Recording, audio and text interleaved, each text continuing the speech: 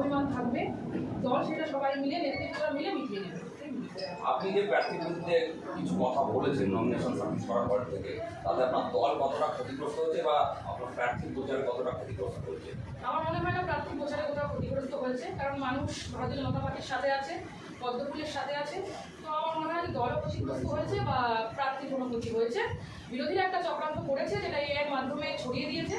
তো সেটা আমার কাছে এসেছিল, আমি আগেও বলছি, তার ভিত্তিতে আমি বলেছিলাম, কিন্তু পরবর্তীতে আমি জানতে পারি যে ভিডিওটা এআইয়ের মাধ্যমে বিরোধীরা চক্রান্ত করে আমার কাজও করেছিল। বিজেপি কর্মীরাও তো মনক্ষুণ্ণ হয়েছে, সেক্ষেত্রে কি বলবেন? তাদেরকে বলবো তারা জানে যে আমি কীভাবে লড়াই করি, তারাও বুঝবে যে আমার কিছু অভিমান হয়েছিল, সেই অভিমান আমি দলের সাথে এবং দাদার সাথে মিটিয়ে দিয়েছি।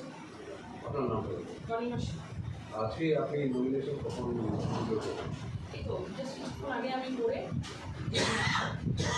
ওয়েবসাইটে দেখানো দেখা যায়? হ্যাঁ দেখিয়ে দেবে, এই যে দেখুন